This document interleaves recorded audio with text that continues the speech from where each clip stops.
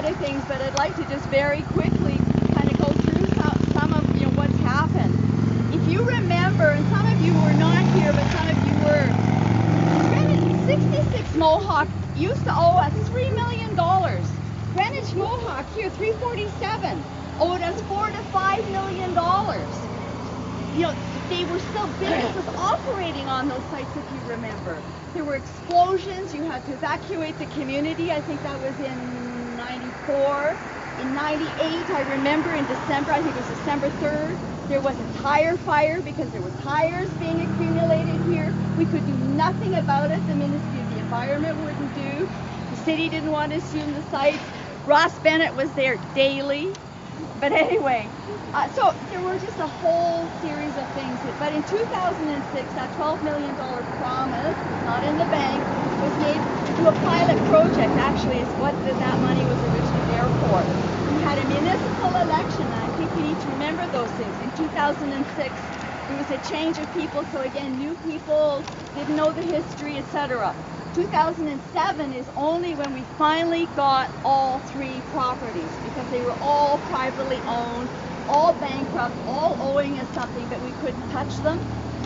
There was then, again, political fights through 2007 to 2009 as to what would happen. Finally, then we got the buildings emptied of flammable product. It took that long to get the council to agree to do something like that.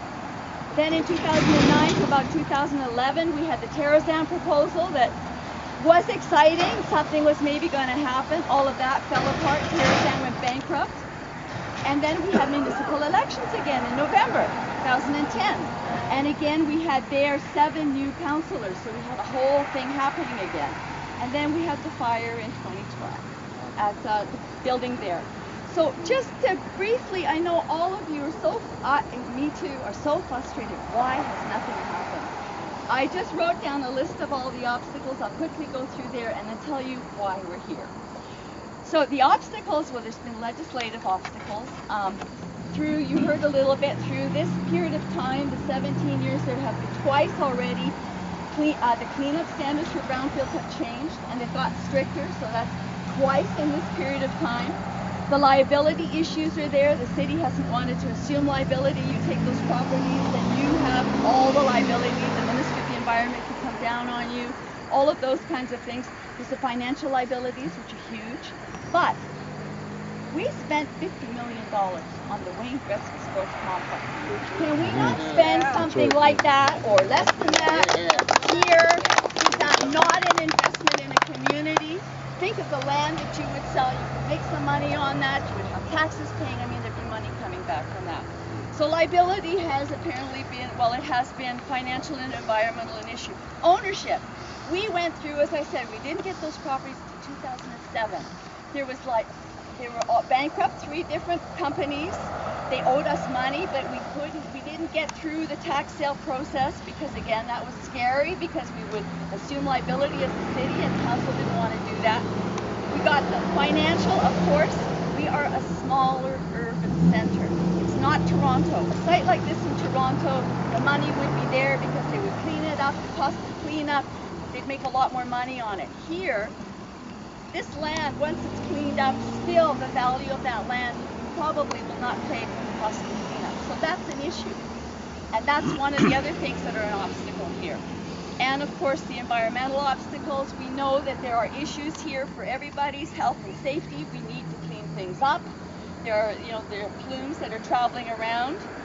And really, to me, it is an issue of political will. It's an issue of political will now at this point that makes the money come forward, that makes the decisions happen.